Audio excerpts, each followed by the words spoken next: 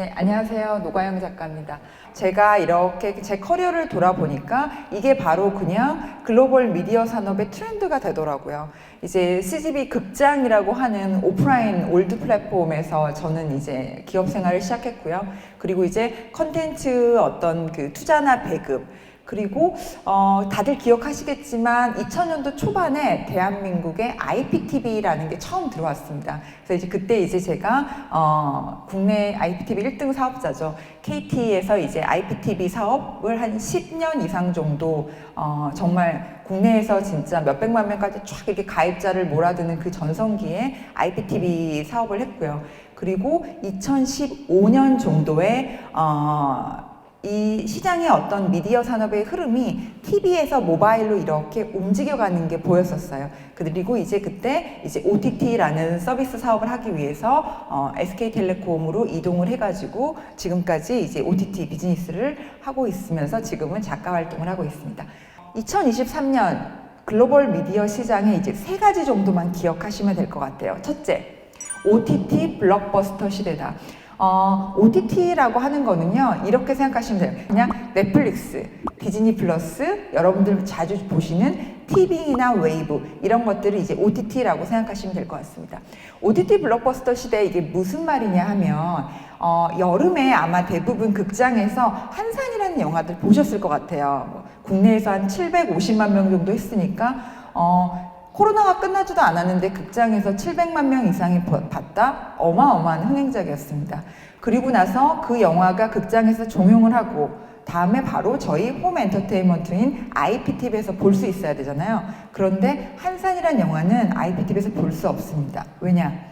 OTT 사업을 하는 쿠팡이라는 회사가 이 통신기업 3개에서 하고 있는 IPTV에서 나올 수 있는 한산의 매출, 그리고 경쟁 OTT인 티빙이나 웨이브에서 나올 수 있는 모든 한산의 매출을 쿠팡이 다 보존해주고 쿠팡이 완전 독점을 했습니다. 그래서 지금 한산을 OTT에서 보려면 쿠팡 플레이라는 이제 쿠팡이 하는 OTT에서만 보실 수 있는 거죠. 이렇게 지금 이 OTT 사업자들이 극장 끝나고 이 IPTV 또 경쟁 OTT의 모든 것들을 다 독점해서 빅머니를 투자해가지고 완전히 OTT에서 독점하는 서비스의 시대가 시작됐습니다. OTT는 이제 거실 TV의 또 다른 말이 지금 되어가고 있습니다. 우리가 흔히 뭐 여름 시장이다, 또 크리스마스 때 디즈니 영화가 이길 것 같아, 뭐 팍스 영화가 이길 것 같아, 뭐 이런 이야기들 많이 하잖아요. 그게 아니라 이제는 아마존 프라임 비디오와 HBO 맥스, 이 아마존과 맥스 OTT끼리의 어떤 싸움의 시대가 됐다라는 겁니다. 자, 두 번째, K 컨텐츠 르네상스라는 이야기는 한 3, 4년 전부터 계속 아마 들어오셨을 거예요. 이거 역시 계속 지속적으로 진행 중이다라는 겁니다. 자, 제가 최근 3년 동안의 어떤 K 컨텐츠 르네상스를 조금 표로 정리한 건데요. 2020년입니다. 뭐 너무나 유명하죠. 그 봉준호 감독님의 기생충, 그리고 BTS의 다이너마이트가 이 2020년에 K 컨텐츠 르네상스의 공을 멋지게 쏘아 올렸습니다. 자, 2021년에는 더 본격화됐죠. 그런데 K 컨텐츠 르네상스가 본격화된 것에 더해서 BTS를 가지고 있는 이 하이브라는 기획사가 미국에 있는 굉장히 큰 음악 레이블, 뭐 아리아나 그란데나 저스틴 비버를 가지고 있는 이 이타카 홀딩스라는 음악 레이블을 100% 인수를 했고요. 그리고 또 심지어 CJ ENM이라는 어떤 국내 컨텐츠 기업이 라라랜드의 제작사인 이 엔데버 컨텐츠 프로덕션을 또 100% 인수하기도 했습니다. 즉 K 컨텐츠 르네상스는 지속되되 이제는 한국의 K 스튜디오들이 북미 시장의 어떤 컨텐츠 기업들을 하나씩 인수하고 있는 흐름이라는 거죠. 자, 그러면 2022년에는 어떤 흐름이 있을까? 당연히 K 컨텐츠 르네상스도 편수는 더 늘어났고요. 한 발 더 나아가서 흔히 우리가 여러분들 잘 생각해 보시면 뭐 킹덤이라는 작품도 그렇고 뭐 오징어 게임, 그리고 스위트홈, 이렇게 잘들 보시면 약간 장르적인 특성이 보이시지 않나요? 되게 잔인하고 좀비가 많이 나오고 스릴러가 나오고 약간 이제 이거를 이제 전통적인 헐리우드에서는 이제 B급 장르, 하위 장르라고도 표현을 합니다. 자, 이런 식의 어떤 지금 헐리우드 산업은 한국에 대해서 되게 그냥 아시아의 굉장히 컨텐츠를 웰메이드로 잘 만드는 국가, 장르적인 성향에 강한 하위 장르를 잘 만드는 국가라고 생각을 한 거죠. 그런데 2022년에 어떤 일이 있었냐? 김혜수 씨 나왔던 소년 심판이라든지 넷플릭스에서 굉장히 흥행을 했고요. 우영우라는 거는 굉장히 또 어마어마한 글로벌 바이럴을 일으켰죠. 이제는 이런 어떤 하위 장르를 더 넘어서 좀비 장르를 넘어서 전통적인 한국 드라마, 전통적인 휴먼 드라마로 북미 시장에서 승부를 하게 된 것입니다. 그리고 한 발 더 나아가서 한국의 웹툰 IP를 가지고 북미 시장의 기업들이 웹 예능 콘텐츠를 만들기도 했고요. 그리고 너무나 잘 아시다시피 오징어 게임이 바로 얼마 전에 초가을 정도였죠.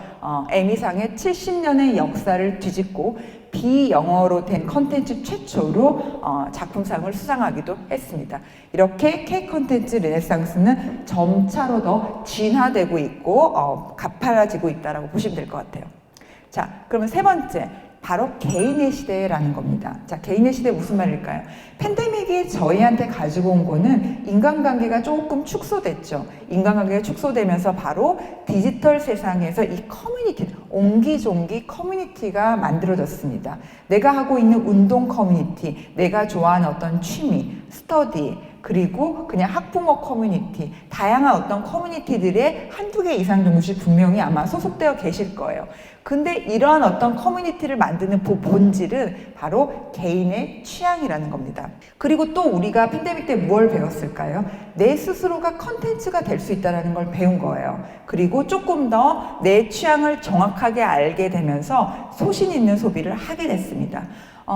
그냥 쉽게 그냥 말씀드리면 이런 거예요. 평범한 40대 가정주부가 그냥 아파트 베란다에서 계속 식물을 키웠어요. 가드닝을 하신 거죠.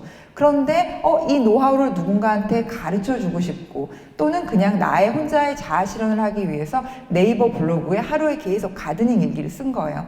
그러다 보니까 팔로워가 1000명이 생기고 2000명이 생기고 그러다 보니까 식물에 대한 어떤 컨설팅 조언도 요청을 받게 되고 또 식물 비료도 광고 협찬을 받게 되고 이러면서 디지털 세상에서 나의 전문성과 나의 취향으로 디지털 흔적을 남기면서 바로 경제 활동을 할 수 있는 세상에 오게 된 거죠.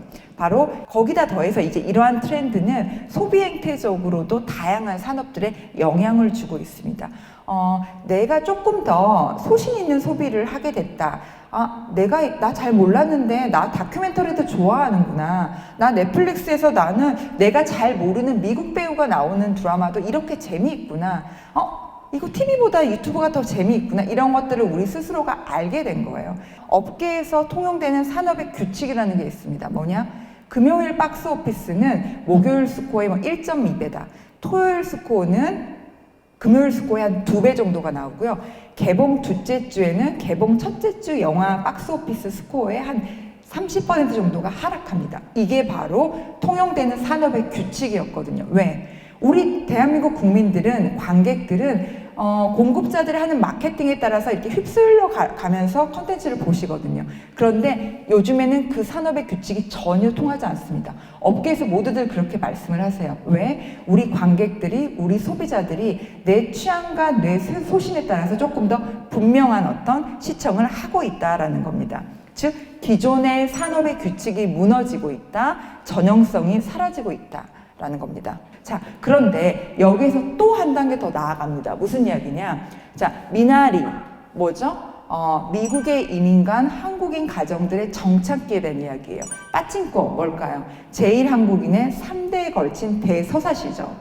그리고 최근에 이제 훌루에서 투자 결정을 했다라는 입양아, 한국의 어떤 입양아가 다시 성인이 되어 한국에 들어왔는데 본인이 조선 왕족의 혈통이었다는 걸 알게 된다는 스토리입니다. 즉 무슨 이야기냐? 이제 한 단계 더 나아가서 글로벌 시장에서 K 컨텐츠가 아니라 한국이 궁금한 거예요. 한국과 한국인의 역사, 한국인의 문화가 궁금하다라는 거죠. K 컨텐츠가 이렇게 흥행을 하다 보니까 이제 글로벌 시장에서 한국의 문화가 이제 궁금한다는 거죠. 즉 이제는 생산자 군단이 컨텐츠 그 자체가 되어가고 있다라고 보시면 될 것 같아요. 우리가 어느 식당에 막 단골이 돼요. 이 음식 되게 맛있다. 다음날 또 가고 다음날 또 갑니다. 그 다음부터 저희가 궁금한 게 바로 셰프가 누군지 궁금하잖아요. 이 음식 맛있다. 그러니까 이 요리사가 누구지? 셰프가 누구지? 이제 생산자 군단이 컨텐츠 그 자체가 되는 바로 K 프리미엄이라는 트렌드가 일어나게 됩니다. 두 번째 세션입니다. 제가 아까 팬데믹 시대에 디지털 커뮤니티 시대가 열렸다. 그리고 이 디지털 커뮤니티 시대를 옹기종기 만든 거의 그 본질은 바로 개인의 취향이다라는 말씀을 드렸습니다. 그리고 그러면서 전용성이 사라졌다. 그래서 평균값을 내기 힘들어졌다. 이런 말씀들을 앞에서 드렸는데요. 그 이야기를 한번 해보겠습니다. 요거는 바로 흔히들 그 마케팅에서 소비자 분석할 때 많이 쓰는 단어인데요. 에버렐 로제스의 상품 수용 주기를 제가 조금 더 재미있게, 그 어린 왕자에 나오는 이 보아뱀을 삼킨 이 코끼리, 요 뱀 그림을 조금 제가 입혀가지고 설명을 드린 거고요.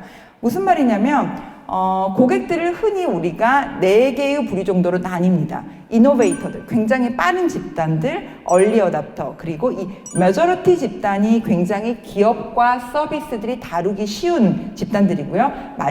맨 마지막이 게으름뱅이들, 레거드라는 집단. 이 레거드 집단들은 웬만해서는 돈을 쓰시지 않는 집단이라고 보시면 될 것 같아요.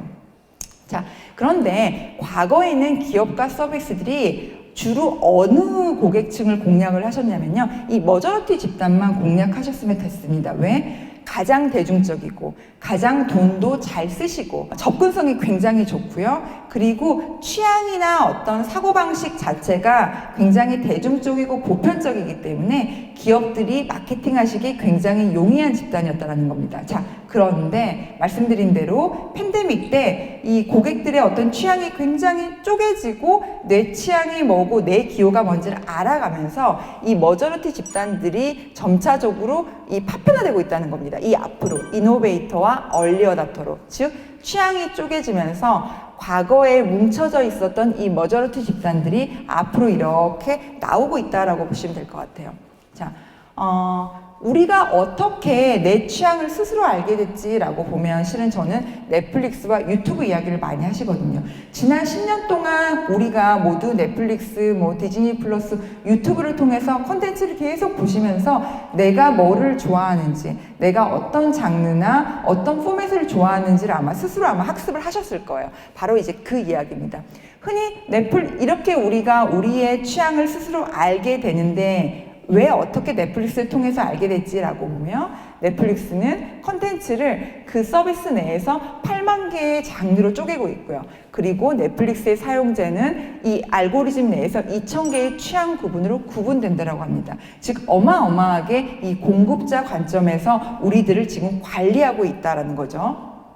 자, 이게 바로 아까 말씀드리는 산업의 법칙이 파괴되고 있다는 겁니다. 앞서 설명드린 이노베이터나 얼리 어답터 같은 이 덕후들의 소비 패턴이 산업을 오히려 선도해 가더라. 이 이노베이터들을 오히려 공략해도 이제는 대중적인 어떤 마케팅 전략을 수립할 수 있다는 거죠.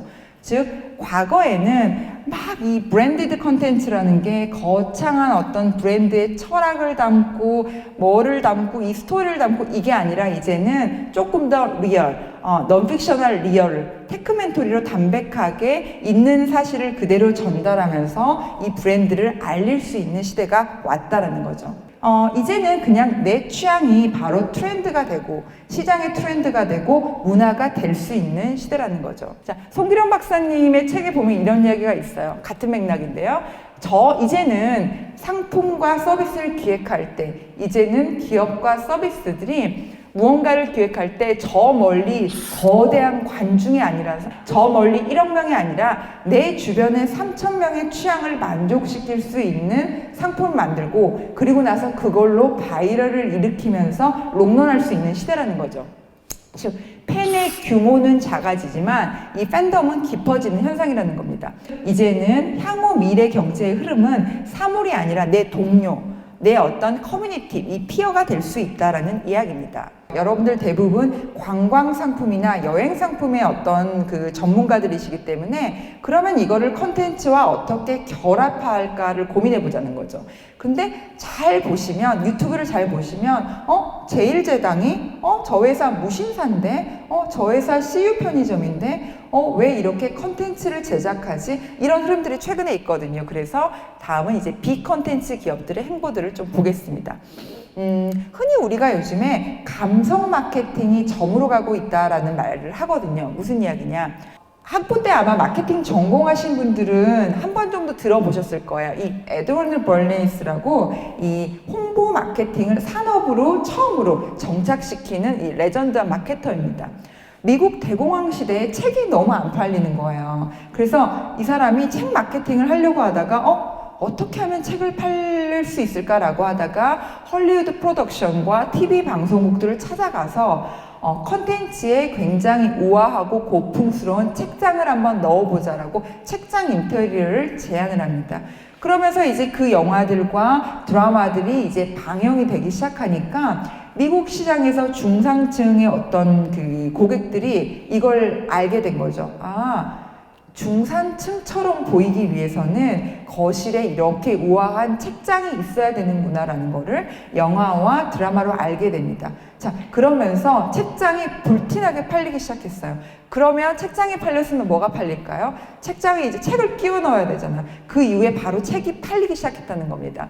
즉, 책을 팔기 위해서 책장 인테리어를 유행시킨 분이신 거죠. 그리고 또 담배 마케팅을 하기 위해서 아름다운 헐리우드 여배우에게 담배를 물게 하고 담배를 피는 여성이 굉장히 독립적이고 매력적인 자존감이 높은 여성으로 또 포장을 합니다. 자, 이게 바로 지금 생각하면 그 당시에는 이 단어가 없었지만 바로 감성 마케팅이거든요. 그런데 요즘에 이런 식으로 감성 마케팅 하면 큰일 나잖아요. 본질에서 위배되는 어떤 마케팅이죠. 왜? 지금은 검색과 검증의 시대입니다. 월드와이드 웹, 따따따점의 이 포탈의 시대가 1990년대 초반에 열렸고요. 우리는 평생 파도 다 소화하지 못하는 어마어마한 정보량이 있습니다. 거기에 또 소셜미디어, SNS라고 하는 이 서비스가 또 더해진 거죠. 즉, 포탈의 정보량, 내가 SNS, 페이스북, 인스타그램에 하는 내 정보, 또 대중들의 어떤 댓글이라는 검증까지 지금은 어떤 시대냐? 감성 마케팅이 아닌 의견보다는 사실이 중요하고 설득보다는 검증이 중요하고 광고보다는 우리 대중들의 리뷰가 더 중요한 시장이라는 겁니다. 자, 첫 번째, 이제는 검색과 검증의 시대다. 자, 두 번째, 넷플릭스의 창업주십니다. 리드 헤이스팅스는 지난 2016년부터 계속 끊임없이 넷플릭스가 어떻게 디즈니 플러스를 이기지를 고민하신 게 아니에요. 넷플릭스가 어떻게 고객들의 시간을 조금이라도 더 많이 뺏을 수 있을까? 경쟁자를 고객의 한정된 시간 관점에서 늘 치열하게 고민한 시간 집착형 CEO라고 하거든요. 무슨 말이냐면 플랫폼들만 많아진 게 아니라 컨텐츠는 더 많아졌잖아요. 저희 이제 스마트폰에서 넷플릭스가 웨이브랑 티빙이랑 경쟁하는 게 아니죠. 내 손 안에 스마트폰에서 뱅킹도 해야 되고 마켓컬리에서 주문도 해야 되고 쿠팡도 들어가야 되고 메일도 써야 되고 네이버에서 검색도 해야 됩니다. 즉 무슨 말이냐면 지금 모든 스마트폰의 IT 서비스들은 각자가 전방위적으로 장르나 산업의 구분 없이 고객의 시간을 뺏는 경쟁을 하고 있다는 거죠. 예전에는 뭐였을까요? 예전에는 이러면 됐었어요. 우리가 그냥 TV 광고의 시대가 끝났다. 사람들이 TV를 안 보니까. 그러면 이제 잘 타겟팅된, 큐레이팅된 소셜 광고, 페이스북 광고, 네이버 광고 이런 소셜 광고를 하면 되지 않냐라고 생각을 하죠. 그런데 이제는 페이스북이나 인스타그램에서 타겟팅된 광고조차도 사람들이 끝까지 보지 않는다라는 겁니다. 왜? 바쁘니까. 시간이 없으니까요. 자, 그러면 지금 소비자들은 어디가 있지라고 보면 그게 바로 유튜브라는 겁니다. 가끔씩 제가 TV방송국에 강연을 가면 국장님들이나 PD분들, TV방송 PD분들이 저한테 물어보세요. 왜 이렇게 시청률이 점점 떨어지고 도대체 대한민국 국민들은 다 어디가 있는 거야? 말씀하시거든요. 우리 시청자들이 사라지는 게 아니죠. 사라지는 게 아니라 디지털 세상에서 점차적으로 파편화되면서 쪼개지고 있는 거거든요. 그리고 그중 상당 부분이 유튜브에서 내 취향에 맞는 소비를 하고 있다라는 겁니다. 자, 그러면 말씀드렸듯이 이제는 TV 광고 시대가 끝나고 대중들은 쪼개어지고 이제는 파편화된 소셜 광고조차도 광고를 끝까지 볼 시간이 없다라고 한다면 이제 마케터들이 마케팅을 어떻게 해야 되고 상품 기획은 어떻게 해야 하냐는 거죠. 이제는 마케팅이 컨텐츠 안으로 들어가든지 컨텐츠 그 자체가 마케팅이 되어야 된다는 겁니다. 자, 이게 바로 최근에 이제 굉장히 재미있었던 다양한 삼성전자, 무신사, 제일제당이 유튜브에서 어떻게 컨텐츠로 그들의 상품을 알리고 있냐라는 겁니다. 자, 이거는 제가 한 5월 정도였던 것 같아요. 중앙일보 인터뷰에 있었던 건데 왜 지금 비컨텐츠 기업들이 컨텐츠 플레이를 하고 있지?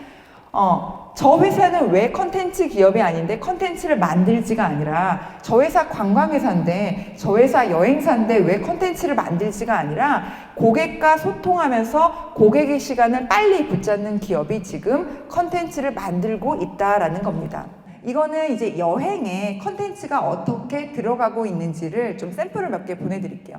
이거는 굉장히 오래된 영화들이고요. 레거시 플레이라고 보시면 될 것 같아요. 자, 비싸고 굉장히 거창합니다. 모터사이클 다이어리, 먹고 기도하고 사랑하라, 이거 발리 다룬 거고요. 특히나 온리유라는 작품과 로마의 휴일은 제 기억으로는 글로벌 시장에서 관광상품 연계에 막 1등, 2등으로 아마 뽑힌 작품들인 걸로 알고 있어요. 자, 마지막에 이제 사이드웨이가 이제 미국의 이제 와이너리 투어와 굉장히 큰 어떤 상품으로 그 당시에 연계가 됐었던 작품들이죠. 근데 이런 작품들을 저희가 제작할 수 없잖아요. 헐리우드 영화들의 굉장히 비싼 어떤 전통적인 컨텐츠들입니다. 자, 이런 어떤 플레이는 저희가 지금 진행을 하기 굉장히 어렵다라는 거고요. 자, 요거는 이제 넷플릭스에서 굉장히 저예산으로 만든 1화부터 한 5화, 6화 정도까지 있는 음식과 스트리트 음식, 그 다음에 이제 컨텐츠, 그리고 유명하지 않은 어떤 배우들을 데리고 음식, 여행, 지식 정보를 전달한 컨텐츠들입니다. 이것도 아마 참고하시면 굉장히 좋으실 것 같고요. 그리고 요거는 이제 트랩2 이제 시리즈인데 트랩2 시리즈를 처음에는 시리즈가 아니라 영화로 만들었다가 요게 이제 독립적으로 바이럴을 일으키니까 넷플릭스에서 지금 그냥 무비를 계속 연장하면서 무비 자체가 오리지널 무비가 이제 시리즈가 된 사례라고 보시면 될 것 같고요. 트랩2 잉글랜드와 트랩2 그리스가 굉장히 유명한 컨텐츠들입니다. 요것도 이제 애플 TV가 이안 맥그리어와 같이 롱웨이업이라고 전체적인 요거는 이제 굉장히 저예산으로 만든 작품이고요. 여러분들이 조금 보시면 친숙하지 않으실 수도 있어요. 굉장히 다큐멘터리 스타일로 이제 리얼하게 찍은 어떤 로드무비입니다. 그러면 이제 우리가 편안하게 컨텐츠를 전달하고 관광상품을 전달할 수 있는 방법으로 이제 최근에 기사가 났었던 김태호 PD님 작품을 가지고 왔고요. MBC 김태호 PD님 하면 이제 지금은 MBC를 퇴사하셨지만 대한민국을 대표하는 스타 PD시죠. 그런데 최근에 굉장히 재미있는 행보를 하시죠. 유튜브 크리에이터들 3명, 유튜브에서 가장 유명한 여행 크리에이터 분들 3분들을 섭외를 해가지고 브루마블 세계 여행이라는 여행 유튜브 컨텐츠를 지금 촬영이 아마 진행 중인 걸로 알고 있습니다. 이미 지금 유튜브는 TV의 어떤 프로페셔널한 제작 인력들이 다 유튜브 지금 유입이 되어 있고요. 또 반대로 유튜브 스타들이 또 TV 쪽으로 이제 크로스되기도 하고요. 이러면서 유튜브 여행 크리에이터들로 유튜브 컨텐츠를 대상으로 이제 이런 어떤 브루마블, 왜 브루마블이고 왜 유튜브인가를 우리가 한번 생각해보면 좋겠다라는 거고요. 마지막은 이제 성시경 씨 요즘에 너무 잘 나가는 이제 유튜브 채널이고요. 구독자 수는 요즘에 구독자 수가 산업적으로 그렇게 저희가 정량적으로 측정하지 않습니다. 구독자 수보다는 뷰가 중요한데 115만 명 구독자에 한 300만 이상 정도의 뷰니까 굉장히 구독자와 크리에이터의 어떤 관계가 인티머시가 끈끈한 어떤 채널이라고 보시면 될 것 같고요. 지금 다양한 어떤 음식과 이태원 그리고 강남, 강북 굉장히 이제 다양한 장소들을 찍으면서 음식에 대한 지식 정보들을 조금 제공하는 어떤 유튜브의 요즘에 좀 핫한 채널로 보시면 될 것 같습니다.